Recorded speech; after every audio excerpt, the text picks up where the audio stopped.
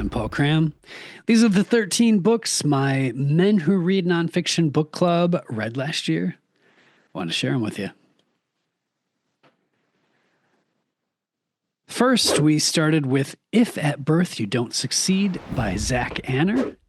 Second up, we read A Heart That Works by Rob Delaney. Third, we read Bringing Down the House by Ben Mezrich.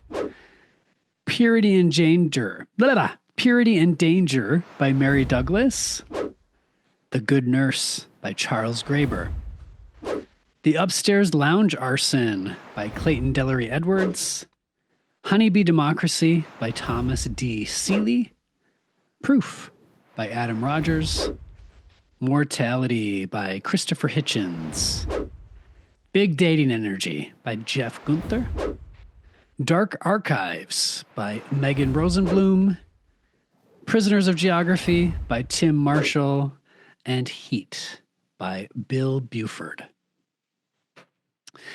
Each of these books was selected by vote. Like most book clubs, we vote on what we're going to read together. Oof, it's a stack. And we have a prompt usually for each month that we read books. We have a prompt, such as in January, the prompt was a book by an author in a wheelchair. And we voted together, and this was the one that we selected. If at Birth You Don't Succeed by Zach Anner it's super fun, super fantastic. Not only does it shed light on what it's like to live with a disability, it also is hilarious. Zach, if you don't know who he is, he's a comedian. He has a YouTube channel. He chronicles in the book going on the Oprah Winfrey show, and not just for one show, but he had a TV show with her network when it was starting up. And yeah, he does a bang up job. It's hilarious. I belly laughed often throughout it. And there was a lot of insights into being disabled and what that looks like day to day. Definitely recommend it. The second book we read was A Heart That Works by Rob Delaney. The prompt for this book was, it's February when we read it, and, Valentine's Day and all that. The prompt was a book with the word heart in the title. And I'm so glad that we read this. This book is all about love, but not like a love between like a husband and wife or a boyfriend and girlfriend. It's about the love of a father towards his son. And this book, I would sum this book up as a love letter from a dad to his son. And it is heartbreaking. This is, oh my God, did I cry? Rob's son dies. Spoiler alert. And he writes about grief. He writes about the process of having to navigate like the medical community and care for his son. And yeah, it's heartbreaking. It's beautiful. It's definitely worth a read. I highly recommend it. In March, the prompt was book that's been made into a movie. And Bringing Down the House, the inside story of 6 MIT students who took Vegas for millions. This is super fun, super flashy in the ways that you would hope for something like this. It was a really fun read. My main takeaways from this, I don't know. It raises some fun little questions here and there, but I enjoyed it. It was really well written, good fun read. I would recommend it as well. And let me see, January, February, March, April. In April, the prompt was book about cultural norms, and I kind of pulled that prompt in because I kind of wanted to read this book anyways. It's been on my list for a very long time, and it's Purity and Danger, an analysis of the concepts of pollution and taboo by Mary Douglas, who is a cultural anthropologist. This book actually would go under anthropology and philosophy. One of the things that really stood out to me in this is she talks about cultural anthropology. She dissects like our views towards cleanliness, obviously, and pollution, and pollution even meaning things like just being dirty, like having dirt on your fingers. But one of the things that I really appreciated that she shared about like Christian religion and the traditions there, and like how like even our current ideas towards things that are clean or unclean.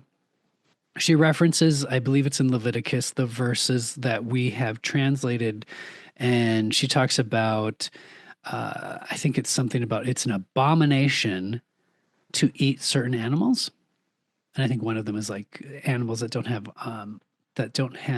the animals that crawl on their belly. And how that's been interpreted and translated is that it is that those animals are an abomination. And she takes a new stance on that. She's like, actually, it's an abomination for us as humans to kill and eat those animals. The animals are not the abomination. The act of killing them and eating them is the abomination. And I love that she is able to be so clear and concise in separating those two things. There's been a lot of books that we've read in the past years too that touch on that very thing about translation and the differences and how we get it wrong oftentimes. So I also appreciate. I believe that she has been referenced in so much work now in cultural anthropology. Like she was a pioneer in a field that was male dominated. So rock on, Mary Douglas. In May, the prompt was a book about a serial killer. We chose The Good Nurse, The True Story of Medicine, Madness, and Murder. And it was a really good read. There was pieces in there that really, really, really showed the killer. What is his name again? The Angel of Death. His name was Charlie Cullen, and really showed like his thought process throughout the thing and how he approached things. And I'm not a therapist, but very much a narcissist where he just I don't think he ever, if I'm remembering it right, I don't think he ever like was like, oh, I don't think he ever was sorry for anything that he did. One of the main takeaways I had was it was really fascinating to read about how the hospitals in which he worked had to be hush hush about like, oh my God, we have a killer, and they would kind of quietly let him go, like they wouldn't have him work there. But because what hospital wants to be known as like harboring someone, a nurse that murders the patients? So that was an intriguing piece. In June for Gay Pride, for Queer Pride, we always try to read something that is that leans into that. So we've started to do this prompt, and it's a book that's been a LAMBDA Award finalist. And the book that we chose was The Upstairs Lounge Arson: 32 Deaths in a New Orleans Gay Bar, June 24th, 1973, by Clayton Delary Edwards. This book was a really hard read. He chronicles and does such a good job of following the arson that occurred and how horrific that was, and the aftermath of that within the society at that point in time, not just locally, but like on a national level, and just society's perspective and how they treated the people that died and the people that lived. Like it was this is such an important thing and such an important piece of historical writing. Um, it oh yeah, I definitely cried some at some points in it.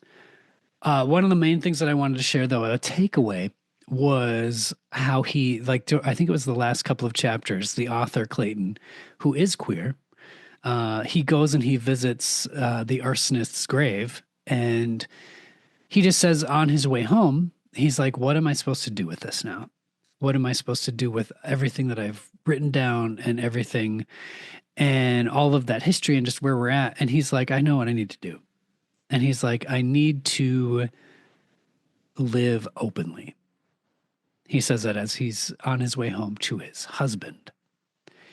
And to live openly and honestly as a queer man, considering the treatment that he is chronicling in here, is profound, brilliant, brave, all the things. And it's inspiring to me. It was inspiring to read that, and it was inspiring even on my own journey in this life to do the same, to walk with my head held high as a queer man and to live. Highly recommend that book. In July, we read Honeybee Democracy by Thomas D. Seeley. This one, as you can see, it's a big book. It's I don't know if there's any of the diagrams in it, but it definitely it's more like a textbook sized book. Oh, the prompt for it was just a book that has bees in it. So we definitely got that. But the book itself, there was some interesting things here and there where it talks about how a hive of honeybees operates as like a unit, like as a body in a way. And I found some of that interesting. Overall, it's a very, very dry read, and it really, really is like a science. I wouldn't say that this is an approachable read at all. This is a science textbook. So we read it though. After that, we read book. The prompt was book with alcohol as a central theme. We read Proof: The Science of Booze by Adam Rogers. It was a fine read. I enjoyed it. Overall, I kind of feel like it was easy breezy, especially after the B book, but it was nice. I don't know. There wasn't anything that I was really there wasn't anything profound, not that there needs to be, but yeah, he did a nice bang up job. It was yeah. I don't know if bang up is accurate. It was a nice read. I think the one thing that stood out to me, he talked about the history of distilling alcohol. Ooh, the history of when they were trying to figure out how to do distillation and stuff like that. He references that there potentially might have been a woman that actually figured that out and kind of has been buried in history. It's not 100% sure, but given how much women have been buried from our history, I could kind of believe it. Yeah, I think her name was Maria, so it's kind of cool. Next book prompt we had was a book from your to be read list. So one of our book club members had this book on his to be read list, Mortality by Christopher Hitchens. Really good read. For those that don't know Christopher Hitchens, he is an outspoken atheist, and this was book. It's as you can see, it's really small. He wrote it after he found out that he had cancer and he had like a little bit of time left to live. This is his memoir. This is what he wrote leading up to the point in which he died. It's very, very sharp and to the point, and his writing is fantastic. Myself and a few other members of the book club, we picked up some of his other things. I haven't read it yet, but the other book that he wrote was God is Not Great. And I haven't read it yet, so curious to delve into that. But this was a good read. Here's the bonus book that was added in by myself. This was the book that got us to 13 books this year. Big Dating Energy: How to Create Lasting Love by Tapping into Your Authentic Self by Jeff Gunther. It's a really good book if you're wanting to like have a fun sort of light take overall, like a very light, fun read. Deceptively so though, because there's something that he has you do in there, and he has you write 3 lists. 2 of the lists are about yourself, and one of the lists is like for the other of what you'd want in a partner. It's pretty deep if you really start to think about it. And it's like, oh, this is actually, he's writing it super light, but it's like, oh wow, this actually has a really good take on how to approach dating. I enjoyed it. We had a good talk about it over dinner one time with the guys, so it's a good read. In October, the prompt was Book of a Morbid and Macabre Nature, and we read Dark Archives, a librarian's investigation into the science and history of books bound in human skin by Megan Rosenblum. This was a dark topic, and for October, it's kind of fun. We dove into it. I would say that the author did a really, really nice job of diving into something that is like super creepy crawly and just like macabre and dark and blah. She did a really good job of diving into the history and the science behind it. hence the title. She really honored the people that were victims. She also showed that not everyone that participated in this was a victim. And she dove into the whys behind why a book would be bound in human skin. Some of the reasons were very dark and gross. Some of them were not, which surprised me. It was a good read. In November, the prompt was book with a map on the cover. And we had a lot of really interesting books for this prompt, but we voted on Prisoners of Geography, 10 Maps That Explain Everything About the World by Tim Marshall. My main thought with this was I really enjoyed when Tim, the author, would talk and explain about like the actual geography, like mountains, rivers, and like the actual geography related to different places around the world. He lost my interest somewhat when he would really dive into the politics, the geopolitics of regions. Some of it I was like, I get it. At some point I get it. But when he talked, excuse me, when he talked about Africa, it was fascinating. Really, really fascinating. Last but not least, we read Heat. Heat, an amateur's adventures as kitchen slave, line cook, pasta maker, and apprentice to a Dante quoting butcher in Tuscany by Bill Buford. Bill was a writer with the New Yorker. I think he still is, actually, if I'm not mistaken.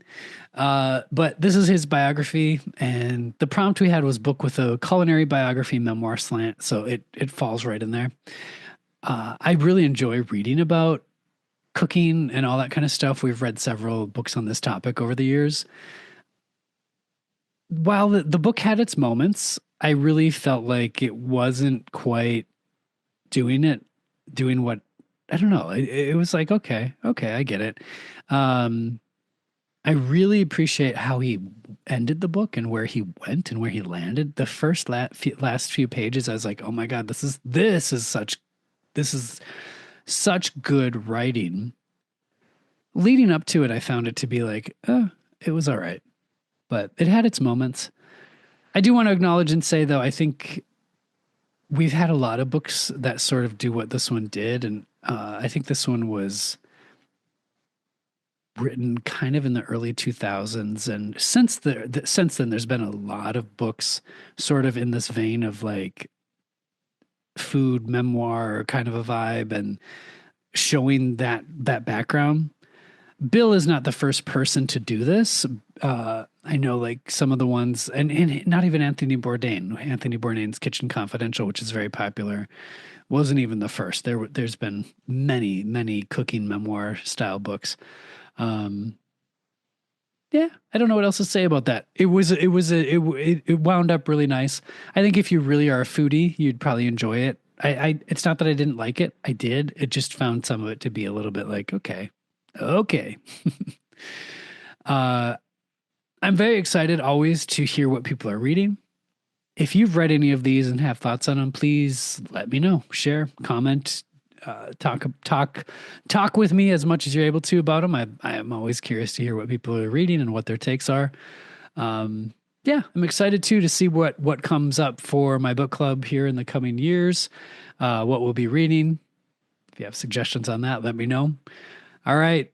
I don't think there's anything else I have left to say. I hope everyone has a really amazing year. Yeah, let's be good to each other.